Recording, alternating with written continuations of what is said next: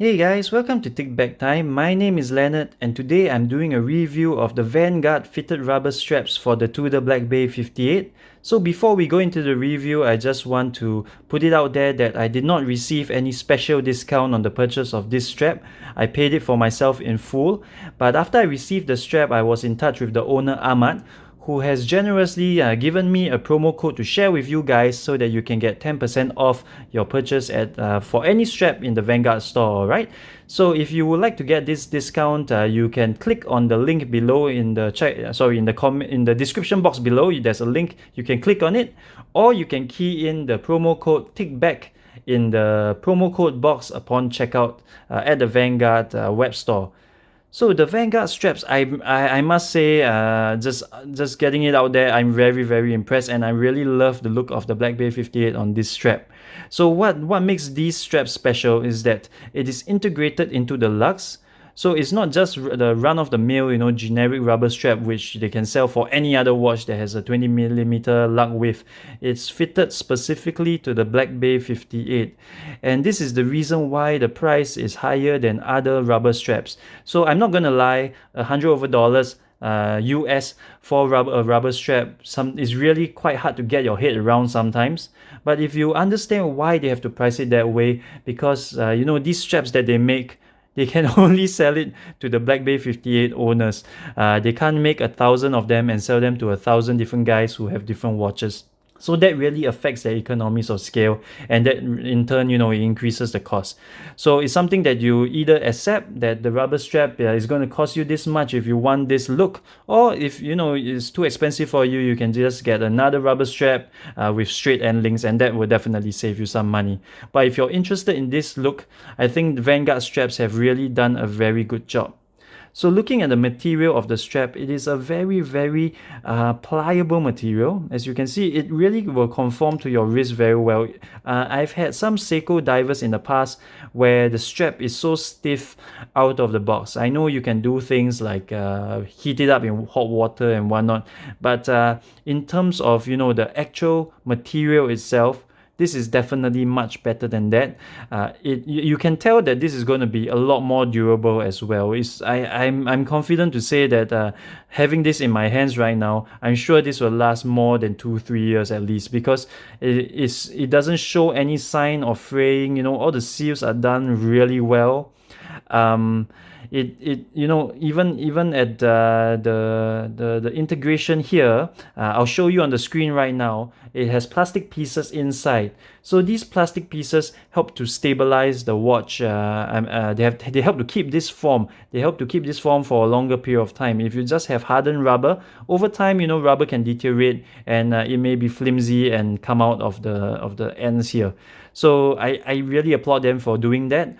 I'm not sure whether Rubber Bee, Everest, they use the same kind of technology, or they put plastic in the same areas. But Vanguard, being a relatively new company, I'm quite impressed that they went the extra mile. They could have easily just molded hard rubber and called it a day, but they didn't just do that. So I'm really going to give them some kudos on that. So in terms of the fit of the strap, so what we have here is we have two keepers. The first keeper is secured by these rubber holders. So these rubber holders, you don't have to use them. You can remove it. But I'm glad they have this here. So at least the first keeper will always be in place, and it will not slide up and down your arm unintentionally. So the second one is, of course, to tuck in the excess strap. So you're looking at the form right here. You can see that it has these lines which really flow with the case. I think this design is pretty generic of all these fitted rubber straps, but I think Vanguard really did it pretty well, because it only goes up to here, and over here is smooth. So I think it gives a bit of depth rather than having this center line go all the way through. And what else is there to talk about? Okay, the buckle. So the buckle, I read online that it was not always this. It was a cheaper looking clasp, and Vanguard, they took their the user feedbacks into consideration, and they came out with this buckle. So I'm pretty impressed. It is a very good solid piece of 316L stainless steel, and the Vanguard logo, I think another video reviewing this strap has also pointed out that it really looks like the Tudor logo. So yeah, the Tudor logo there, the shield. it really looks like the Vanguard logo. So at least you have that, you know, to match your watch. So the material wise, like I mentioned, is very soft and supple, and not only that, it's very dust and sweat resistant. As you can probably tell, you know, I have quite sweaty palms, and the rubber strap, it doesn't really pick that up too much. So that is the biggest issue I find with rubber or silicone straps, is that it is a dust magnet. I live in a very dusty place, you know, my room is always so dusty, and you can see there's dust on the crystal, and there is some dust on the strap, but generally, if this was just a run-of-the-mill silicone strap, this thing will look gray, you know, rather than black, because it'll be covered in dust in no time. So, well, this is the number one consideration for me. I mean, your strap can be as nicely designed as anything in the world, but if it attracts lint, I will never put it on my watch, even if it were free. So that is the most important thing for me, and Vanguard has not disappointed. It does not attract lust. Of course, you know, there's some here which is not avoidable. It's unavoidable. You'll get some that fall onto the strap, but it does not cling onto the dust. So that's very important. So how does it wear? All right, let me wear this off camera before I drop my watch and this video will take a different turn, okay? So, all right, let me get this in. All right, so this is how it looks like on the wrist. So I'm just doing a slow wrist roll for you guys.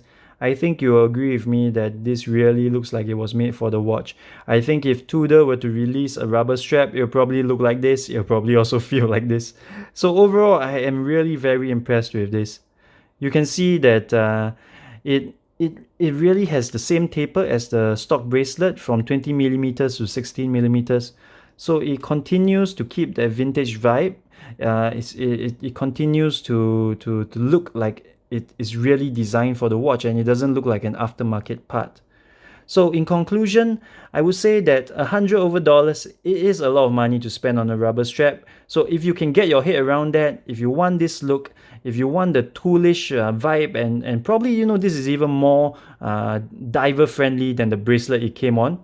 So if you really like it and you are willing to spend that money, I would say go for the Vanguard.